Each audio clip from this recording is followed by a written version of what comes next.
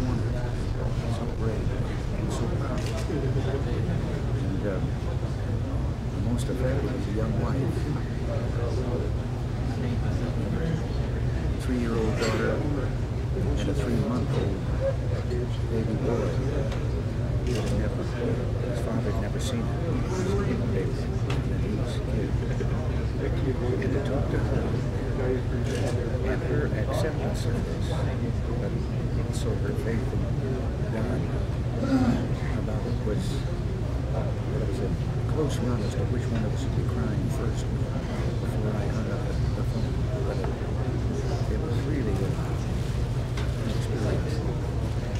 I wrote her a letter afterward because I didn't think I said enough on the phone. She understood. She knew there was a price that had to be paid. And the hell of it was, he was due to come home in December.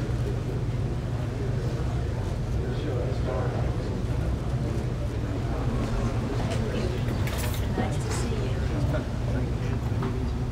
It's been an honor.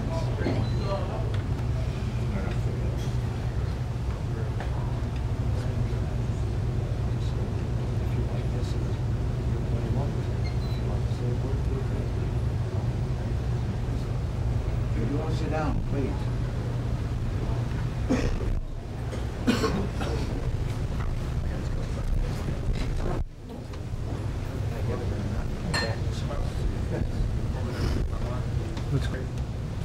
We admire so much what you're all doing, and we thought maybe it might be due to something you ate. We wanted to get our share. But we've been having quite a conversation at our table, and I think I've done too much of the talking and should have done more listening.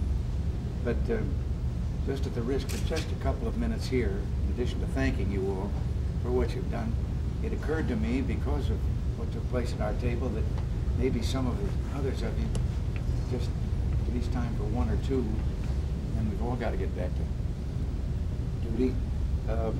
Maybe you might have a question that you've often thought if you had a chance you'd like to ask, and if so, fire away. No questions? Don't be afraid to. There must have been some time when you said to yourself, boy, if I could ask him. And incidentally, my compliments to the crew back there. We enjoyed lunch very much. Anyone? If you don't, why, we've got a date with a couple of horses. Well, I will just sum up then and say maybe you have not caught up as completely as we have. I just had a report this morning about the situation in Grenada. It has now down to a little scattered small arms fire in a place called Camp Cavini that is to the east of the city, St. George. And we believe there are an estimated 300 or so Cubans that have taken to the hills, and it is Rangers and airborne that are closing in on them. Very shortly, the Marines who were there, I don't know whether you know this, but the Marines that were there were not originally sent to be there. They were the rotation force on their way to Lebanon to relieve the peacekeeping force there. But when the murder of Prime Minister Bishop happened, it was our fear that those young people in the medical school there, 1,000 Americans or so, could possibly become hostages. And the fleet or flotilla that was taking the Marines there, we diverted it and had it circle to the south to just be in the vicinity in case we had a hostage problem. And then when the request came for the actual assault that we made, why they were a part of that assault. They are very shortly going to leave and be on their way to Beirut again. And the force of about 350 or so military that is made up from these small islands, the other islands that asked for our help, are already in place now in the main city of St. George, and they are working with the Grenadans there for the maintaining of order there. So it's It's just a case of that final mop-up of those 300 or so. And the last bulletin of news that I can give you is that as of this morning, we have found another storage base or warehouse on the other side of the island filled with weapons and munitions and so forth, Cuban, that was there. And there is no question that the Cubans were preparing for a complete takeover. It is estimated so far that they had enough weapons that we found so far that they could have outfitted at least 10,000 guerrillas. So that's the latest that I can give you on the situation in Grenada.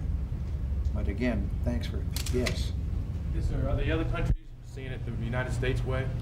As far as our allies, are they seeing it? Are they for us now, sir? For us? Yes, Are sir. they Like I for know us? before, they really didn't appreciate us going in there. Now are they seeing it our way? Well, I think a lot of them made some public noises that were a little different than some of the private noises that we've also heard. Some were concerned that it was a violation of international law. But the group of islands that asked us to go, asked for our help, had a mutual pact that included Grenada, of mutual support. There literally is no government on Grenada. After they executed Bishop, all you had was a council of 15, they called themselves, of the militia, the military there. They had ordered a 24-hour curfew, round the clock, and shoot on sight for anyone seen violating that curfew. And this was why we were fearful of the safety of ours. No, we know now, remember these islands are all part of the British Commonwealth.